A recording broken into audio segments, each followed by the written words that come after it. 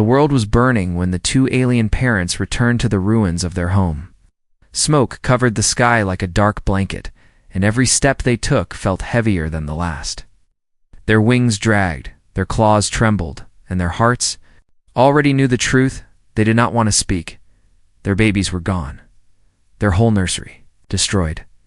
The mother walked ahead, her scales cracked and dusty. The father followed close behind, whispering the same sentence again and again. Like a prayer, he did not believe anymore. We were too late. We were too late. They moved through broken walls and shattered stone. Fires still burned in the far corners, sending sparks into the wind. Small pieces of eggshell lay scattered on the ground. The mother stopped and touched one piece gently.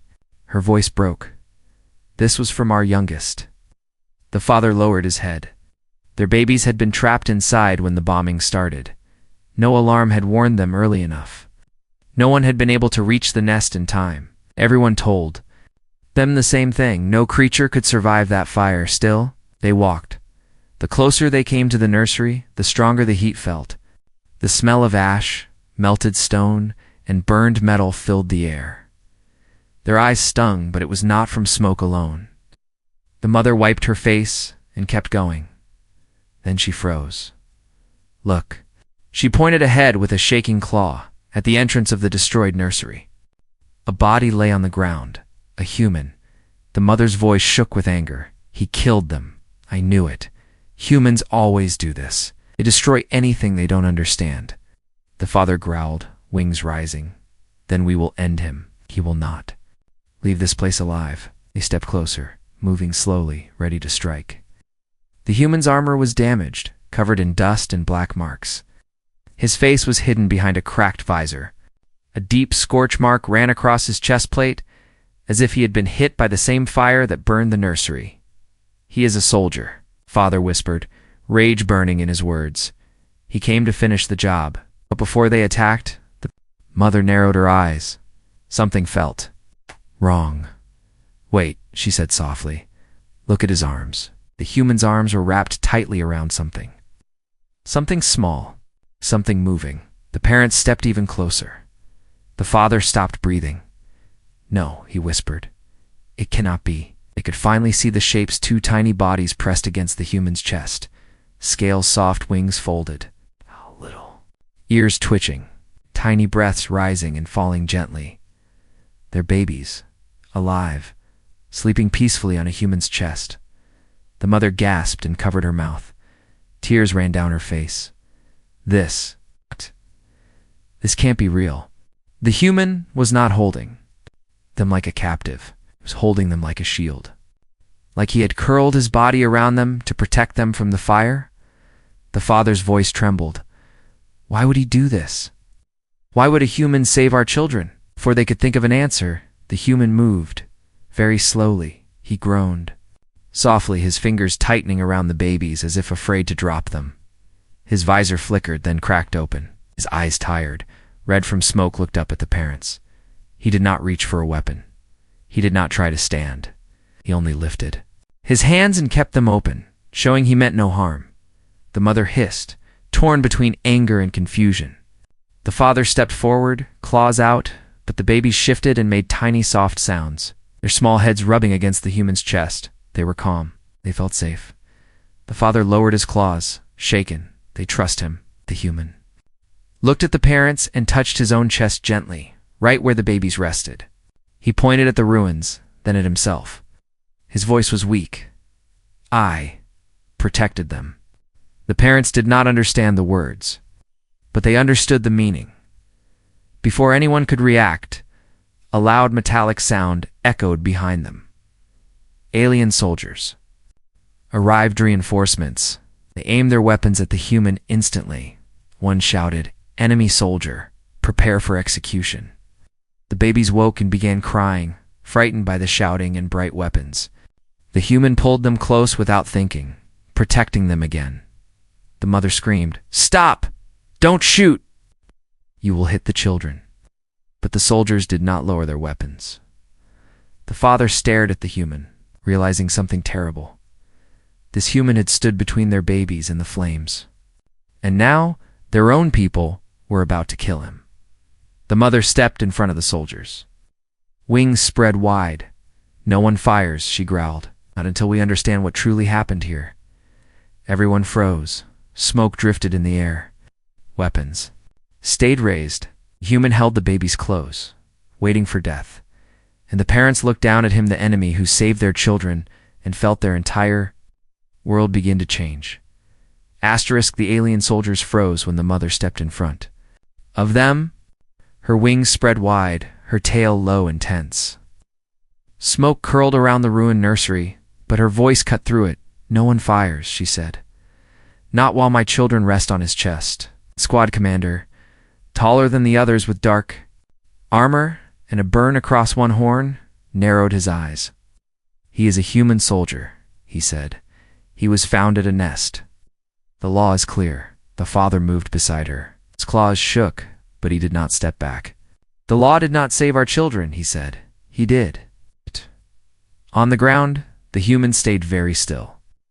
He felt several weapons pointed at him, but his arms did not move away from the two small babies pressed against his chest. One of them gripped his uniform with a tiny claw. He swallowed. "Don't shoot," he whispered, even though no one here spoke his language. "You'll hit them," the babies whimpered at the sharp voices. One tucked its head under his chin as if hiding. The mother saw that movement and her anger cracked. She turned back to the commander. "Lower your weapons," she said. Now, the commander hesitated. His armor hummed as the targeting system focused on the human's heart. "Our laws say any human near a nest must be destroyed," he replied. "If we make an exception, the council will ask why, and they can ask me," the mother snapped. "My children are alive because of him." The father stepped closer, voice low. "If you fire, you will not only kill an enemy, you will kill our young." The commander looked from the parents, to the babies, to the human. Humans were supposed to be monsters. But this one lay like a shield. Slowly, he raised a clawed hand. Targeting lights clicked off. "Stand down," he ordered. "Secure the human, carefully." Two soldiers moved in. One reached for a baby, but the infant hissed and clung tighter. The human flinched and folded his arms closer around them. The mother stepped in. "Let me." She knelt beside the human and finally looked into his eyes. There was fear there, but also worry for the babies, not for himself. She moved slowly, showing her hands. She gently touched one of the infants and hummed a low sound parents use to calm their young. The baby relaxed, but kept a small limb resting on the human's chest. "He is their warmth," the mother said quietly. "If we pull them away too fast, they will panic." The human didn't understand the words, but when the baby calmed, he let out a shaky breath. "You're okay," he murmured. "You're safe." The father watched, his anger fading into confusion. "Risk his life for them," he muttered. The commander gave a short nod, strained him, alive for questioning. The soldier slipped a binding device around the human's wrists, but left his arms partly around the baby's. He winced as the cuffs tightened. The mother hissed, "Do not hurt him while he holds them." The commander studied her. "You care? For the human now?" "I care for the one who saved my children," she said. "Enemy or not." They moved away from the nursery. The human was forced to his feet, unsteady, still holding the babies. The parents walked close on either side of him as they left the smoking ruins behind, as they passed through the broken streets. Citizens peered out from doorways and windows. Whispers spread. "Is that a human? Why is it alive? Is it doing with those hatchlings?" The sight was impossible to ignore. Two alien parents, their babies sleeping on the chest of a human soldier. Walking through a city that had always called humans monsters, the commander spoke into his come.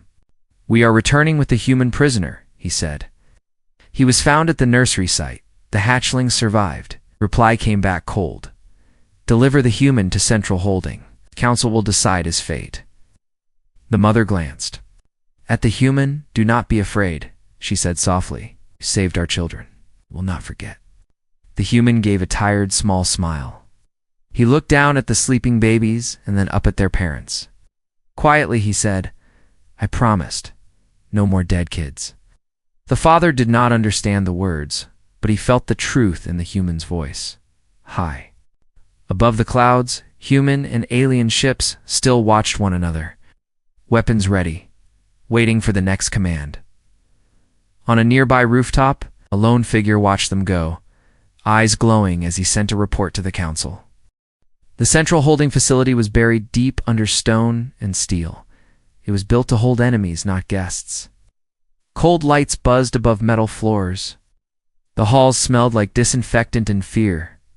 The human walked in the middle of the group wrists, bound, still holding the two small babies against his chest. Their soft bodies rose and fell as they slept.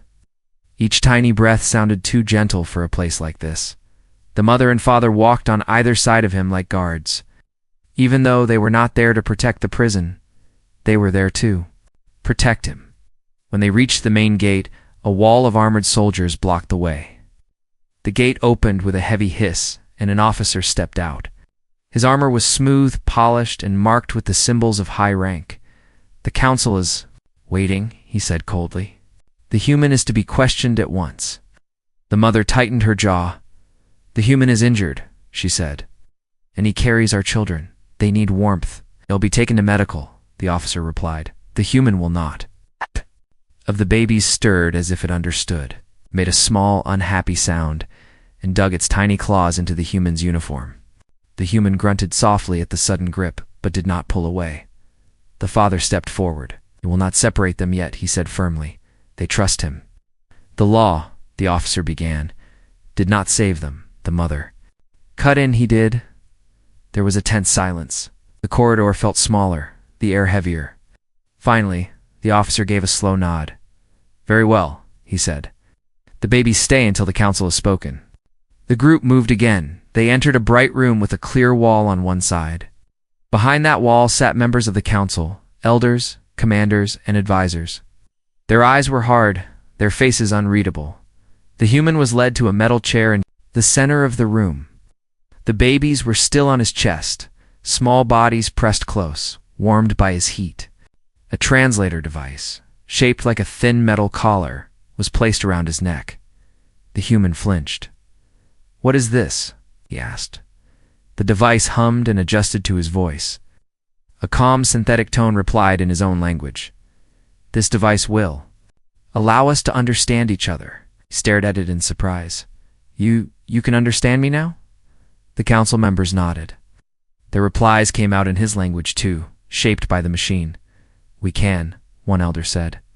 "And you will answer our questions, human."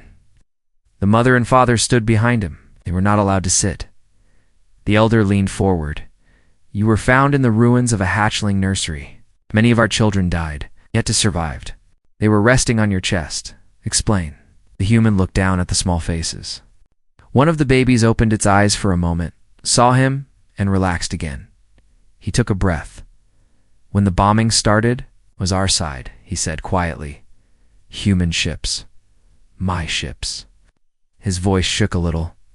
"We were told this was a hostile nest, a threat. They said there were weapons hidden there. We were ordered to destroy it." The mother hissed softly, pain flashing in her eyes. The father's claws scratched against the floor.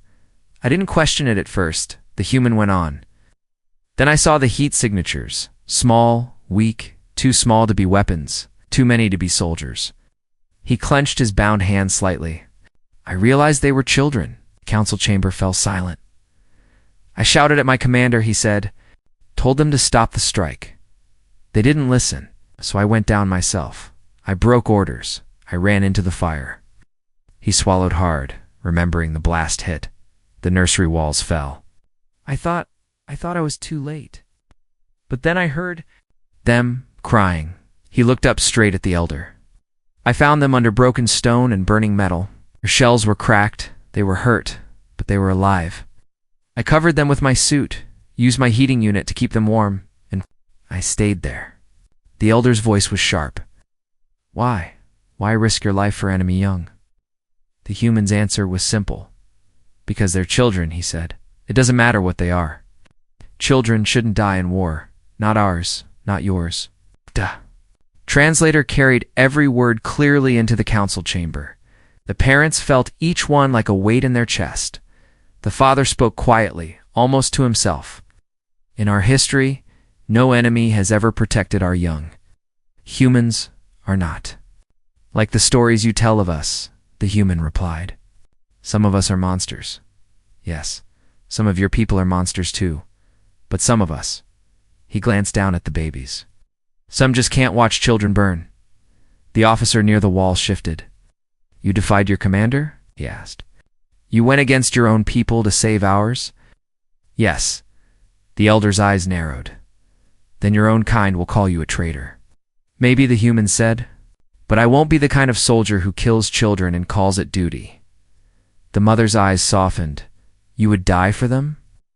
The human looked at her and did not hesitate. Already decided to, he said. The fire took. Me instead of them. That would have been fine. The babies moved again, pressing closer as if agreeing. The council members whispered among themselves. Some were angry. Some were unsure. One looked almost afraid, not of the human's strength, but of his choice. Finally, the elder spoke. We will consider your words, he said. Until then, you remain our prisoner. The human nodded once. I understand. The babies let out soft chirps, already attached to the strange, warm creature who smelled like smoke and fear. But also like safety. As the guards came to move him, the father stepped forward and said, loud enough for the council to hear, this human saved our children. That is not the act of a monster. That is the act of a guardian. The word hung in the air, like a spark, waiting to catch, and somewhere deep inside the council chamber, an old story about humans began to crack. Asterisk, the news spread across the city faster than fire. A human was found in a destroyed nursery. 2 hatchlings survived because of him. The parents refused to let him be executed. In every marketplace, in every home, in every training hall, people argued. Humans are liars. It's a trick. No human risks their life for our young. If he saved them, what else have we been wrong about? But down in the council chambers, the mood was not confused. It was cold. The council elder stared at the report floating in front of him. Lines of glowing text showed the humans' words translated into their language. Next to it were casualty numbers. Names of dead hatchlings. Names of dead parents. He closed his eyes for a moment, feeling the weight of centuries of war stories pressing on his back. The law is simple, he said at last. Any human found near a nest is executed. We created that law after the nest massacres. We cannot break it now. Across the chamber, some members nodded. Others looked uneasy. The parent pair will resist, one commander said. They already defied a direct order in the ruins. The elder's gaze darkened. Then they will answer for that too. In the lower levels, the humans sat in a small holding room. The lights were dim. The floor was cold metal. His wrists were still bound. But the babies were with him. Someone had given him a thin blanket. It did not do much for his own comfort, but it helped keep the tiny bodies warm. One baby slept with its head under his chin. The other was curled on his arm, making small, soft sounds in its sleep. He spoke quietly, even though he knew they did not understand his words. You scared me, you know, he murmured. Thought I'd lost you in that blast? Don't do that again. The door slid open with a low hiss. The parents entered. They looked different, now cleaner armor. Faces washed, but their eyes were still tired. The mother's gaze went straight to the babies. Only when she saw their slow, steady breathing did her shoulders relax a little. You are still alive, she said. For now, the human answered. The translator on his neck turned his words into their language. Her words into his. The father stepped closer. We spoke before the council, he said. We told them everything you told us. And, the human asked. The parents exchanged a worried look. The silence was answer enough. The law is against you, the father said. They do not trust humans. Ow. They have lost too many children to your weapons. The human let out a small, humorless laugh. We've lost children too, he said. But I guess no one cares about that on either side. The mother watched him carefully. "You went against your orders," she said. "For our children." "Why?" He thought about his younger sister, about the blast that took her when he was a teenager, about the way everyone had said, "It's just what happens in war." And how wrong that sounded to him even then, because I know what it feels. Like, he said quietly, to lose someone small, someone who never did anything wrong. I couldn't watch that happen again. The mother looked down at the babies, then back at him. "Our stories say humans enjoy hurting us," she said, "killing our young, laughing at our pain. Your stories are wrong," he answered. "Or at least they are not the whole truth." He shifted and winced. His side still hurt from the blast. The mother noticed and stepped closer. "You are injured," she said. "You should be in medical care." He shrugged awkwardly, careful. "Not to disturb the hatchlings. They said prison instead." "It's fine, I've had worse." The father's jaw tightened. "You should not have had any," he said. "You should have left when your commander told you to." "Couldn't," the human replied. "I heard them crying." The room went quiet. For a moment there were no sides, no flags, just three. Adults and two sleeping babies who should have died, but the door slid open again. The same officer from earlier stepped inside. His expression was serious, voice flat. "The council has made their first decision," he said. "The human will be moved to high security holding. His case will be reviewed. The law calls for execution, but there is disagreement." The mother's wings twitched. "Disagreement?" "Some members say he must die," the officer replied. "Others say the story must be investigated. If it is true that humans ordered the attack on a nursery they believe to be a threat, then our war may not be as simple as we believed." He stepped forward and nodded to the babies. "They will be taken to medical now," he said. "Their wounds need treatment. Their shells must be checked for cracks." The baby on the human's arm tightened its grip again. The human shook his head. "They'll be scared without me."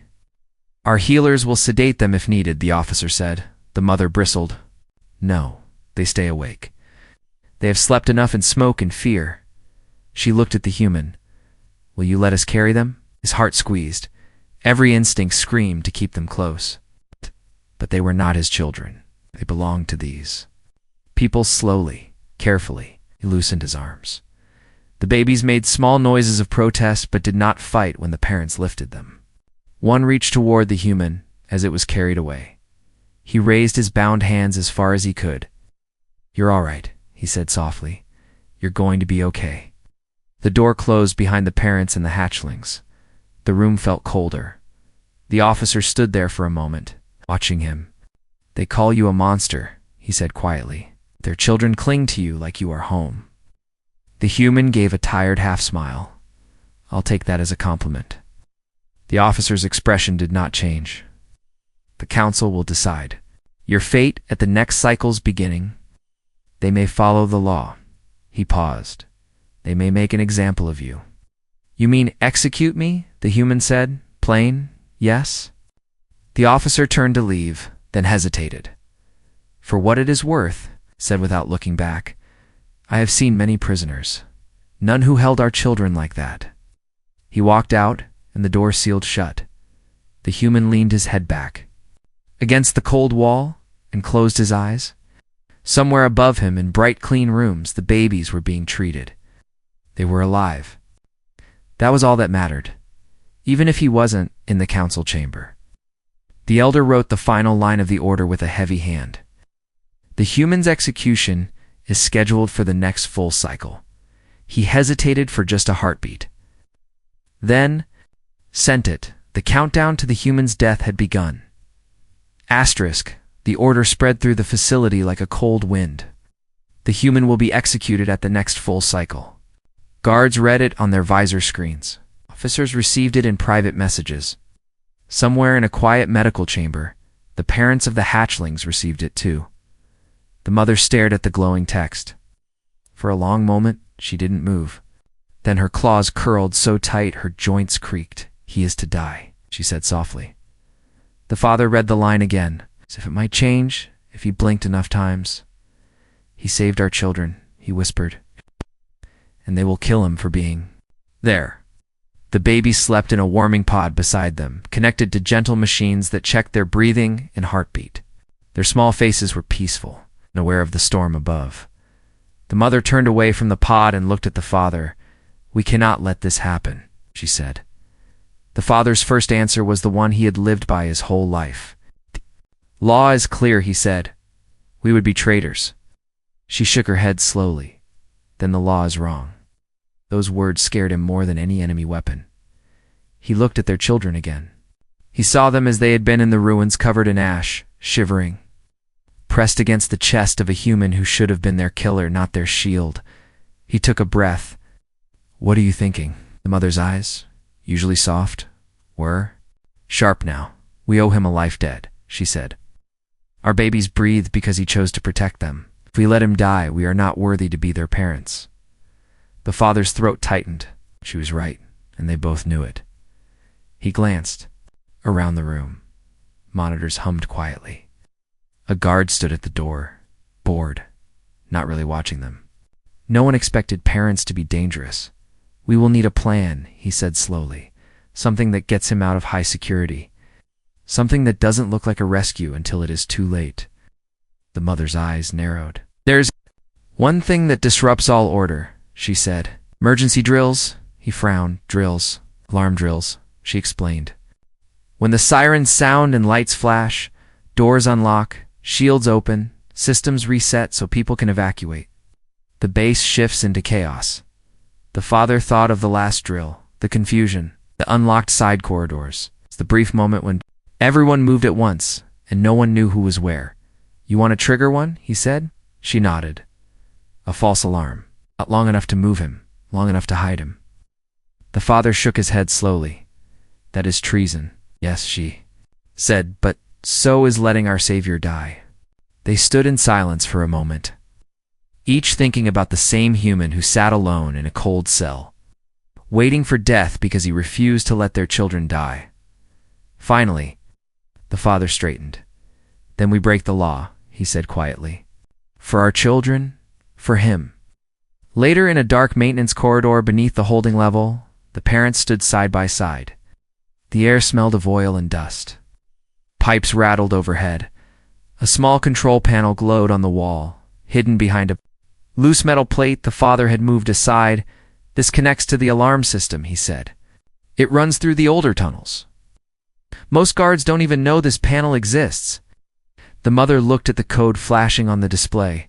"Can you trigger the evacuation signal from here?" "Yes," he replied. "I worked on base repairs. Before the war, I know the old systems." He pointed at a line of controls. "If I send this signal, the base will think there is a reactor leak in the upper levels. Will they evacuate?" "They will," he said. "The sirens will scream. Alarm lights will flash. Non-essential doors will unlock for exactly 3 minutes. After that, the system will reset and lock everything again." 3 minutes, the mother repeated. "Is that enough?" "It has to be." They had already studied the map. The human's high-security cell was 3 corridors away from an emergency landing bay.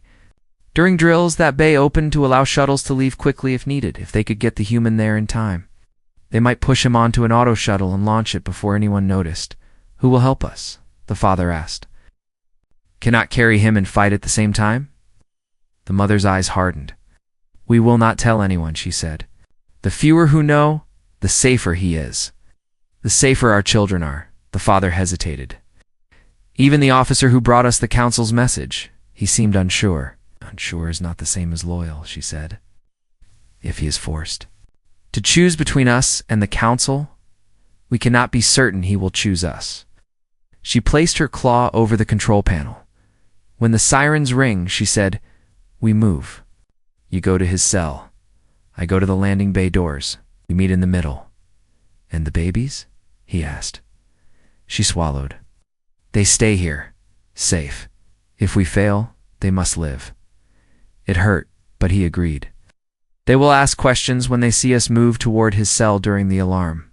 Then move like you are following orders," she said. "Soldiers do not question orders in emergencies. Use that." The father nodded slowly. It was risky. It might cost them everything. But he could not forget how the human had looked, burned, and shaking, still wrapping himself around tiny bodies that were not his. "All right," he said. "We do this." The mother took a deep breath. Her claw hovered over the final command. Outside, the base was quiet and calm. Guards rotated there. Posts. The human sat with his head against the wall, listening to the faint echo of distant footsteps. No one spoke to him. No one comforted him. He thought of Earth, of the sky he might never see again. Thought of the babies, of their small claws gripping his armor. He hoped they were safe, even if he was not. Back in the maintenance tunnel, the father said, "Once you press that, there is no turning back." "I know," the mother replied. She thought of their babies. She thought of the human lying in the flames, shielding them, her claw pressed down, deep in the heart of the base. The hidden system woke up. A second later, the world exploded in sound.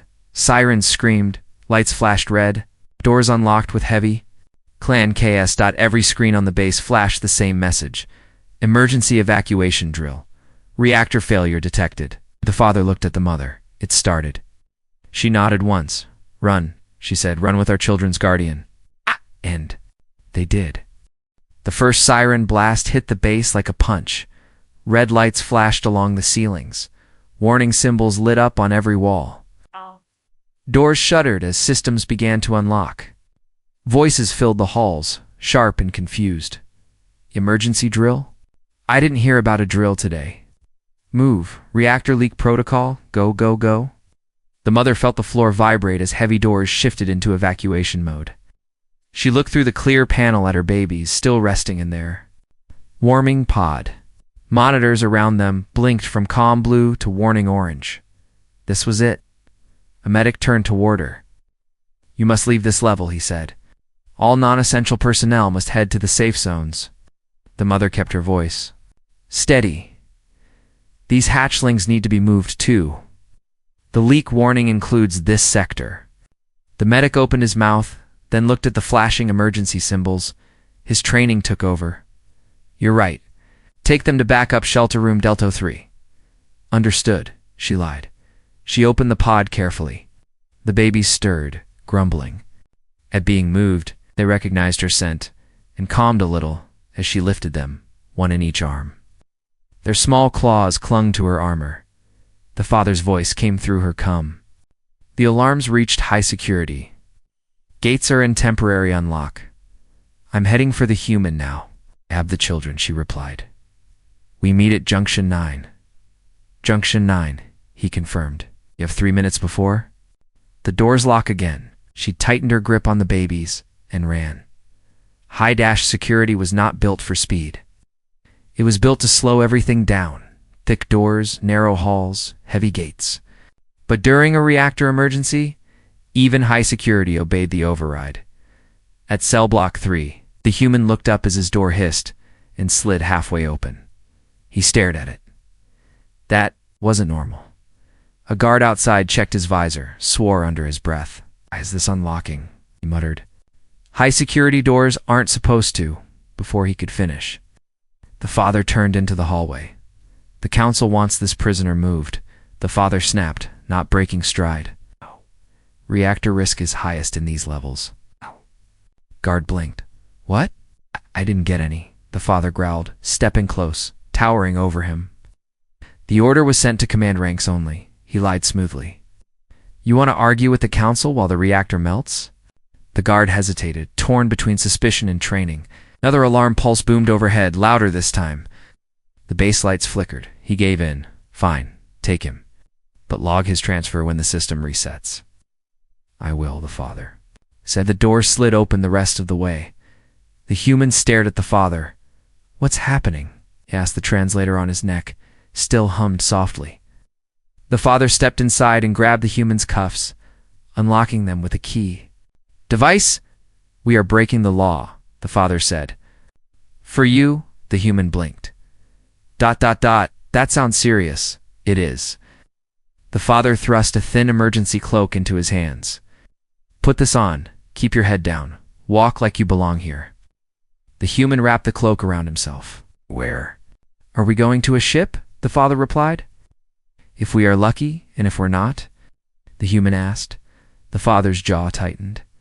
Then the law will kill us all.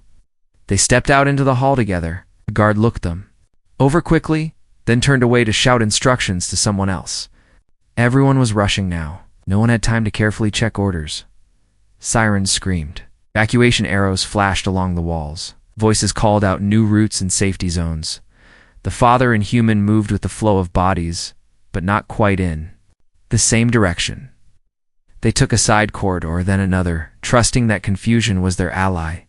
At Junction 5, a small group of officers hurried past them, arguing. The leak is in the upper reactors, not down here. But the system doesn't trigger without reason.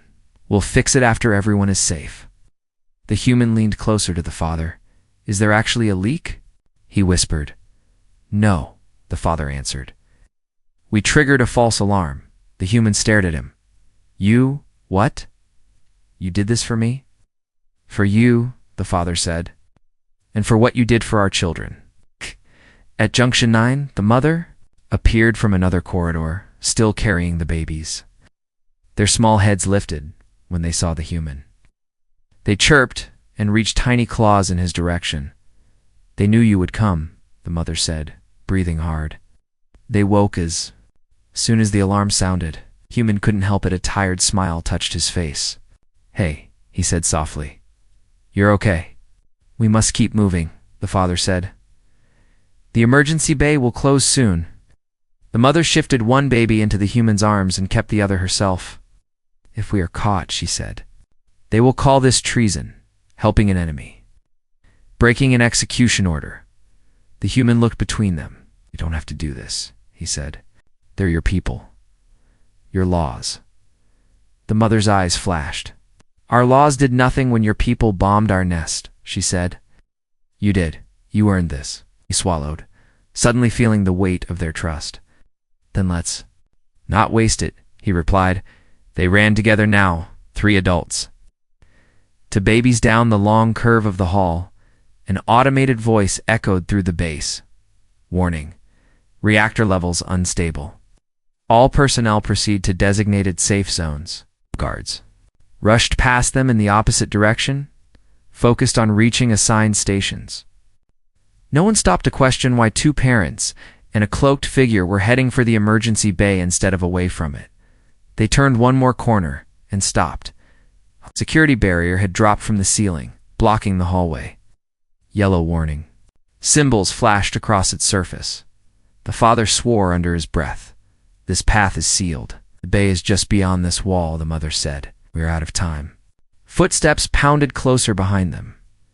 The human looked at the babies, then at the barrier, then at the parents. Is there another way? He asked. The father shook his head. Not before the doors lock again.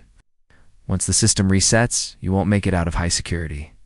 The mother turned, wings half spread, ready to fight anyone who came around the corner. The footsteps grew louder.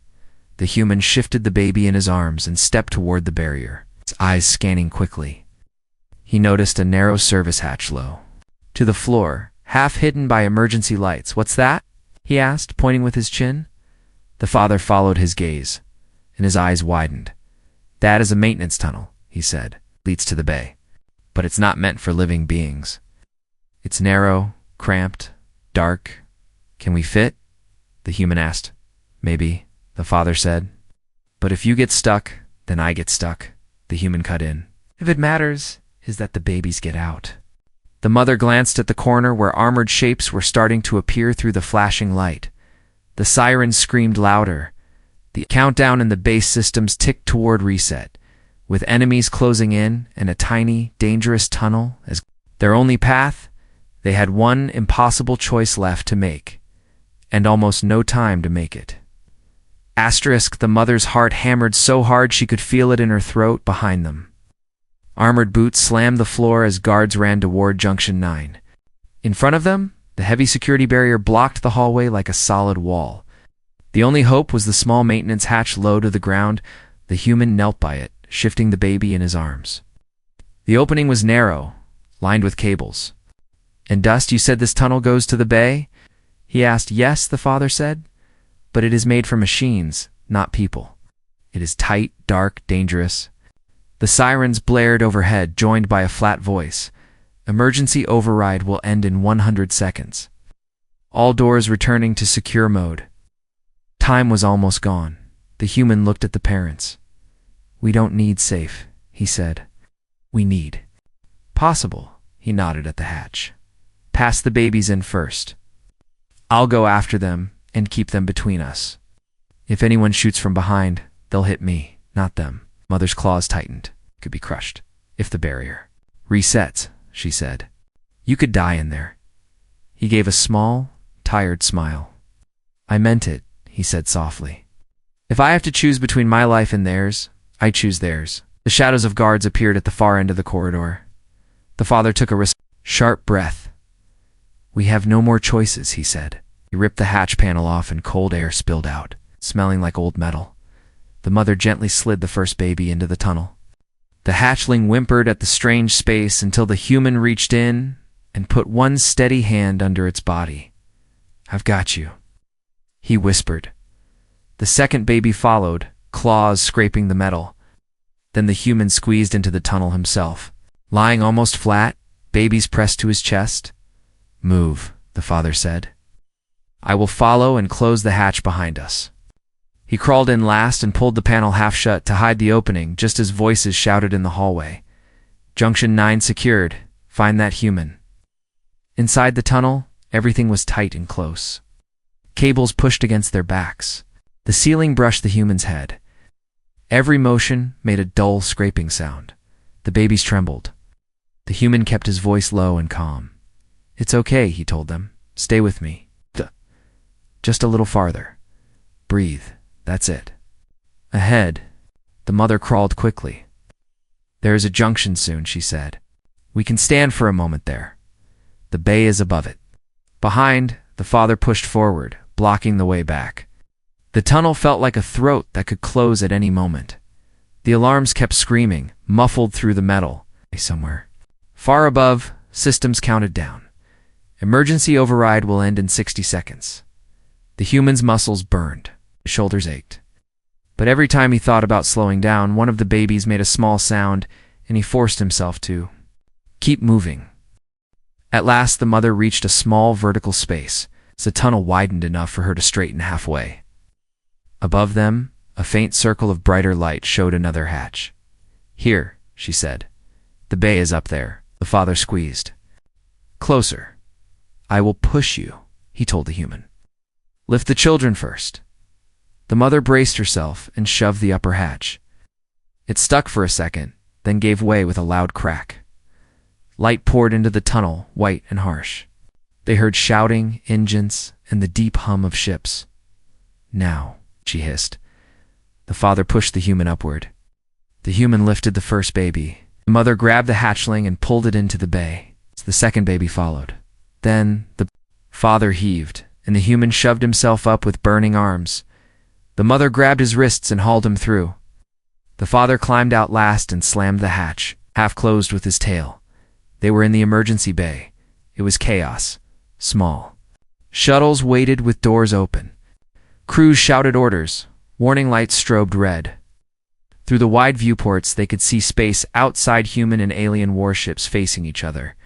Guns hot and ready. If they see us, they will fire, the father said.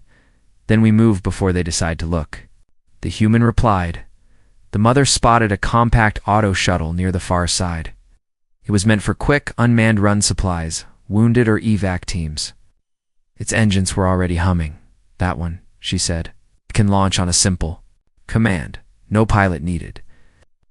The father sprinted to its control panel and slammed his claw on the emergency sequence. The shuttle beeped in response and opened its side hatch. Inside, now he called. The human climbed in, breathing hard. Parents placed the baby's back on his chest. The hatchlings curled up there without fear, as if this was the place they trusted most. The mother typed quick coordinates into the shuttle nav system, a point in open space, away from both fleets. They can trace that, the father warned. If they realize you are on this craft, they may target it. The mother stared at the small faces on the human's chest. Her voice shook, but stayed firm. If they fire on a ship carrying children, she said, then we were wrong to trust anyone at all. The bay loudspeaker crackled. Emergency override ending in 30 seconds. All non-essential launches must depart immediately. The father grabbed the side of the shuttle. I will release the clamps, he said. When the bay doors open, you go. The human frowned. You're not coming with me? The parents shared a look. We cannot, the mother said. If we vanish, with you, they will mark our children as traitors' blood. They must grow up here. Someone must stay and tell the truth. You'll face the council alone, the human said. Yes, the father answered. We will stand in front of them and say, a human saved our children. We chose to save him in return. Whatever they do after that, we will endure it. Humans swallowed. They might imprison you. Worse, maybe the mother said. But living while the one who saved our babies dies. That would be worse. The loudspeaker was counting now. Emergency override ending in 15, 14. The father hit the clamp release. The shuttle shuddered as the locks let go. The main bay doors began to open, showing more of the star-filled sky and the dark shapes of warships circling like predators. The mother leaned toward the human. One more thing, she said quickly. The shuttle's broadcast system is still tied to our command network. When you clear the bay, open a channel to both fleets. Why? He asked. Show them, she said. Show them our children sleeping on your chest. Let them see what really happened. He stared at her. If they see that, he said slowly, your people will say you lied. My people will say I betrayed them. Or the father said quietly, they will see that even in this war, someone chose to protect children who were not his own. The engines grew louder. The shuttle systems beeped, demanding launch. The babies pressed closer against the human, as if feeling the coming leap. He set one hand over them, firm and steady. All right, he said softly, I'll give them something they can't ignore. The mother stepped back from the hatch. The father let go of the frame. The shuttle's thrusters flared as the small craft shot out into open space with two alien babies on a human's chest and a live broadcast link, ready to show the whole war what mercy looked like. The parents stood in the roaring bay watching. For the first time, the fate of two great powers rested not on guns or ships, but on the image of sleeping children and the human who chose to save them. At last. The mother reached a small vertical space. The tunnel widened enough for her to straighten halfway. Above them, a faint circle of brighter light showed another. Hatch here, she said. The bay is up there. The father squeezed closer. I will push you, he told the human. Lift the children first. The mother braced herself and shoved the upper hatch. Stuck for a second, then gave way with a loud crack. Light poured into the tunnel, white and harsh. They heard shouting, engines, and the deep hum of ships. Now, she hissed. The father pushed the human upward. The human lifted the first baby. The mother grabbed the hatchling and pulled it into the bay. The second baby followed. Then the father heaved and the human shoved himself up with burning arms. The mother grabbed his wrists and hauled him through. Father climbed out last and slammed the hatch half closed with his tail. They were in. The emergency bayed. It was chaos. Small shuttles waited with doors open. Crews shouted orders. Warning lights strobed red. Through the wide viewports, they could see space outside. Human and alien warships facing each other. Guns hot and ready. If they see us, they will fire, the father said. Then we move before they decide to look. The human replied. The mother spotted a compact auto shuttle near the far side. It was meant for quick, unmanned run supplies, wounded or evac teams. Its engines were already humming. That one, she said, can launch on a simple command. No pilot needed. The father sprinted to its control panel and slammed his claw on the emergency sequence. The shuttle beeped in response and opened its side hatch. Inside, now he called. The human climbed in, breathing hard. Parents placed the baby's back on his chest. The hatchlings curled up there without fear, as if this was the place they trusted most. The mother typed quick coordinates into the shuttle nav system, a point in open space, away from both fleets. They can trace that, the father warned. If they realize you are on this craft, they may target it. The mother stared at the small faces on the human's chest. Her voice shook, but stayed firm. If they fire on a ship carrying children, she said, then we were wrong to trust anyone at all. The bay loudspeaker crackled. Emergency override ending in 30 seconds. All non-essential launches must depart immediately. The father grabbed the side of the shuttle. I will release the clamps, he said. When the bay doors open, you go. The human frowned. You're not coming with me? The parents shared a look. We cannot, the mother said. If we vanish, with you, they will mark our children as traitors' blood. They must grow up here. Someone must stay and tell the truth. You'll face the council alone, the human said. Yes, the father answered. We will stand in front of them and say, a human saved our children. We chose to save him in return. Whatever they do after that, we will endure it. Humans swallowed. They might imprison you. Worse, maybe the mother said. But living while the one who saved our babies dies. That would be worse. The loudspeaker was counting now. Emergency override ending in 15, 14. The father hit the clamp release. The shuttle shuddered as the locks let go. The main bay doors began to open, showing more of the star-filled sky and the dark shapes of warships circling like predators. The mother leaned toward the human. One more thing, she said quickly. The shuttle's broadcast system is still tied to our command network. When you clear the bay, open a channel to both fleets. Why? He asked. Show them, she said. Show them our children sleeping on your chest. Let them see what really happened. He stared at her. If they see that, he said slowly, your people will say you lied. My people will say I betrayed them. Or the father said quietly, they will see that even in this war, someone chose to protect children who were not his own. The engines grew louder. The shuttle systems beeped, demanding launch. The babies pressed closer against the human, as if feeling the coming leap. He set one hand over them, firm and steady. All right, he said softly, I'll give them something they can't ignore.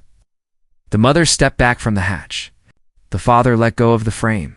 The shuttle's thrusters flared as the small craft shot out into open space with two alien babies on a human's chest and a live broadcast link, ready to show the whole war what mercy looked like. The parents stood in the roaring bay, watching. For the first time, the fate of two great powers rested not on guns or ships, but on the image of sleeping children and the human who chose to save them.